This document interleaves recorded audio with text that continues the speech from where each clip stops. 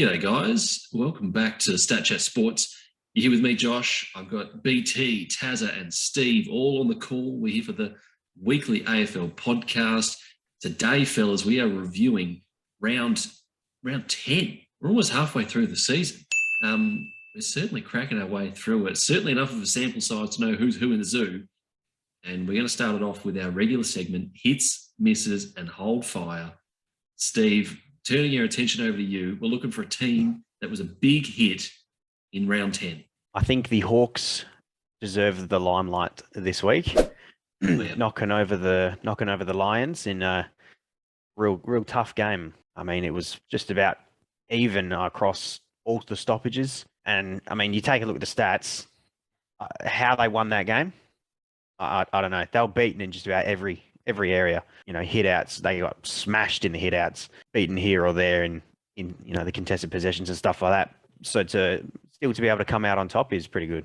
Tazza, they were 22 points down halfway through the third quarter. This is a huge win for the Hawks. They'd lost 4 in a row coming into this game. The biggest knock on the Hawks coming into this game was their ability to run out games. And they really flipped it on its head there. Able to really get on top and towards the end and flip the script. And yeah, huge win. 63 free kicks for the game. Unreal.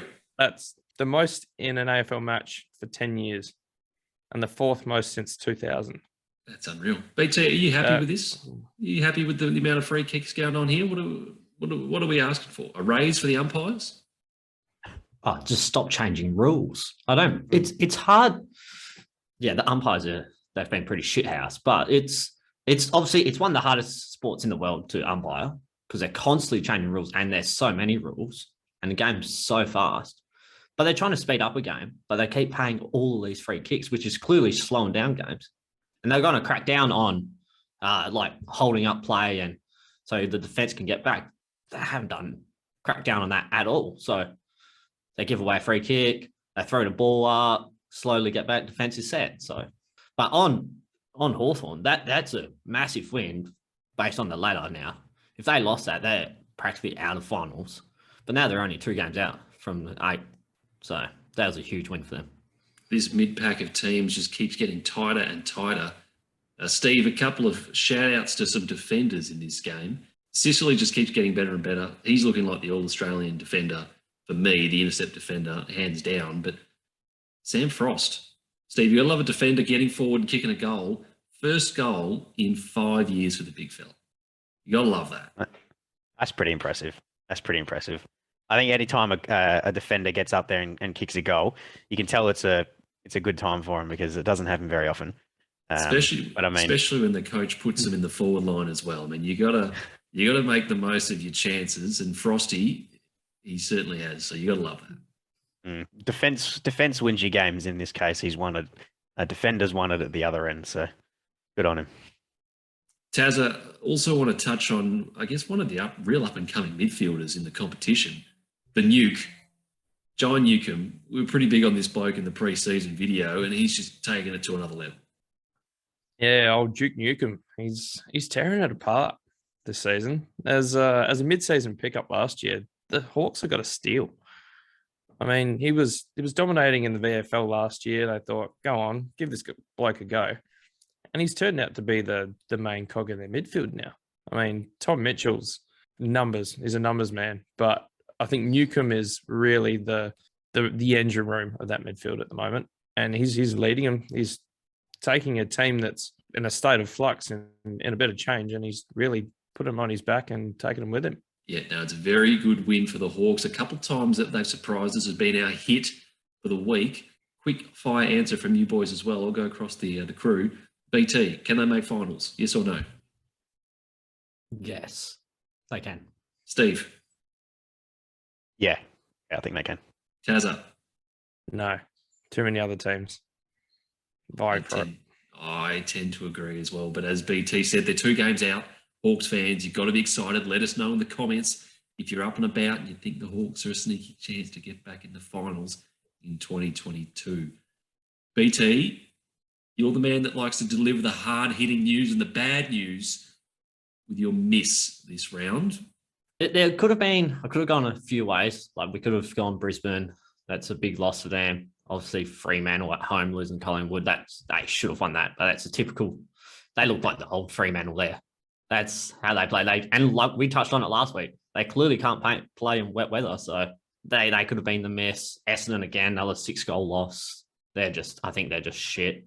Just like the Eagles in North Melbourne. So I don't think we have to touch on them much more this season. I think they're just a bad team. That's right. But I've gone something different. We touched on it before, and I'm going with the umpires as the miss this week. Oh, wow. Not just based on that one game, but I watched, I think, 7 of the 9 games this round, and it's getting worse. It is getting worse. And like I touched on before, it's that the rules keep changing, so it's hard to keep up with it. But just some of the frees they pay, some of the frees they don't pay. The 50-meter descent rule they've brought in, which is just stupid. The Chad Warner one on Friday night. But the one that gets me, it does my head in every time, is when they bounce the ball in the center square and then they recall it. Yeah, it's you don't nearly like it. every single time. It does my head in. They're terrible at doing that now. It's actually getting harder to watch the game based on these umpires. BT, do you reckon you could pull on the green jersey and give it a crack yourself? You reckon you'd have their cover? I could make better decisions. I couldn't even run out half a quarter though. I had a heart attack. Like I said, it's hard to umpire, but they need to do better. It's done to actually affect the game now. Tazza, I think the thing that probably frustrates most people and the hardest thing in the umpires is the rules are grey. There's a lot of grey in the rules, and there's not a lot of hard and fast, consistent rules that they can apply. Yeah, well, I think going back to what BT said, there's too many rules, and as soon as we get used to the rules, we change them again. No, we're not getting enough time to get used to these rules because there's more rules coming in, and then we're going to focus on learning those rules and then learning the new rules again, and it's just too much for these guys to learn. And it's football as a whole is going to suffer. Fans are going to go away. We're not going to get any umpires coming through grassroots. Who wants to be an umpire right now? You're copying unreal abuse. You get absolutely no recognition. Why would any kid these days want to jump in and think, yeah, I don't want to kick the footy, I want to run around and umpire? No one right now. I want to stay on this because BT's brought it up, and I think it's a really important subject of umpires and getting people into umpiring. BT, challenge on you, mate. Get on the green jersey, get down to your local ground. I want to see you down there with the Oz kickers, with your whistle in hand, calling the game. What do you reckon? That's a lot to ask, mate. That is a lot to ask. Those old kickers would run rings around me. I don't know how it would be down in, like, obviously club level, how the umpiring's going down in those. I don't know what type of rules. I think the abuse would be worse. Yeah, probably. Yeah. It's something's got to change. They either need to add maybe another umpire because there's so many calls that aren't getting, so many non-calls, but on the flip side of that, there's so many calls that are just wrong as well. There's no consistency at all. Every week it changes. So I don't know. There's something has to be done about it. All right, there you go. BT has teed off on the umpires. Let us know your thoughts in the comments. If you are an umpire, if you do volunteer, I wouldn't mind hearing from you in the comments about how difficult it is, some of the challenges in interpreting the rules. And if you do want to see BT down there umpiring as well, make sure you give this video a like. We would like to see BT in the fluoro, and if that happens, we'll get down there and we'll film it, and we will absolutely heckle this man, no doubt about it. Last one. Hold fire. Tazza, who are we holding fire on this week? We're heading to the Gold Coast this week.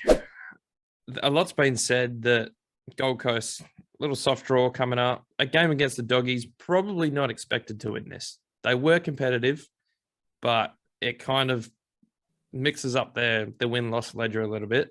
Hold fire because they have 2 pretty decent matchups coming up. They travelled to the top end. They travelled to the NT for 2 weeks. Back-to-back games at TIO Stadium. They do take on the Hawks coming off an impressive win, but I'm going to put a lot of that down to Brisbane not acclimatising to the the cold weather down in Tassie. So We go back to conditions again. Hawks, We spoke about conditions last week, Taz. Are we back on the conditions train? we're back on conditions. Cut that shit out. Not cold weather. Maybe wet weather. You can, but not cold weather. But As soon as you start running, we're talking about Brisbane not being good when they travel from a tropical climate down to Tassie. So I'm talking about the Hawks getting an advantage there, traveling to the top end, taking on Gold Coast. I think they're going to be better. I think the Hawks are going to come back down to earth. I think Gold Coast have North after that. I think they can scrape another 2 wins in a row. And I think we just need to hold fire after this week. Casbolt, Chol didn't really fire. Again, tough matchup against the Dogs. But I think we yet to see the best from the Gold Coast. Look, Taz, I don't like your weather call, but do like the call of Gold Coast. I'm on the Gold Coast train. I actually think the Gold Coast are a genuine finals chance. I wouldn't be surprised to see them there at the end of the year. So when we talk about Hawthorn making it, I've got Gold Coast. If there's a team that in that bunch, a speculative team that's going to make it, for me, it's Gold Coast. Yeah. Oh, Steve? complete opposite. Oh, really, Yeah. BT? I think they're going under 12th. I think they're going to drop off. Oh. I don't rate them overly high. They're a competitive team, but I think Hawthorn's a better team skill wise, personally. And I think as the season goes on, I think Gold Coast are going to drop off, and Hawthorn will keep going how they're going. They'll get that extra few wins. I agree. Steve, I think Gold Coast have been been a bit of the surprise package this year. I mean, they've won a couple of games that are, Fremantle and a couple of others that you probably wouldn't have expected them to win. So they're there because they've picked up a couple of wins against teams they shouldn't expect to be. So they're inconsistent. So are Hawthorn, but I think Hawthorn are a better team than Gold Coast. But if it's between those two, Hawthorn get it for me. For me, that's what will get them there, is the wins against top teams. I think they've beaten 3 top 8 sides already. I think they will chalk enough wins up against the lower teams around their bracket, and I think they'll get there. We just said Hawthorn just beat Brisbane, who we say is the second best team in the conditions. It's weather conditions. Asterisks. No. I've got to say that's going to be one of your worst calls this whole time we've started this podcast. The cold They're not weather. used to the cold, mate. They're not used The to cold. the cold. Old mate Zorko and his 34-year-old calves couldn't adjust. That's why he sputtered up in my fantasy team. But If they'd have lost convincingly, you can make an argument. But the fact that they lost by like 5 points or whatever it was, and it was a competitive match, that's bullshit. all right. Yeah, I agree. Wow, here we go. Love the debate. All I can say is this weekend's game, Suns, Hawks, really the loser is not going to make finals. I think we can both agree on that. So it is going to be this is a massive game. cracker. Yeah, this is actually a very big game. I was considering this for game of the week. This is actually very, very crucial for the ladder. There you go. That is our review of round 10 of the AFL season. If you've got any thoughts, if you disagree, if you think the cold weather really does play a big factor in games, let us know in the comments below. We want to hear from you.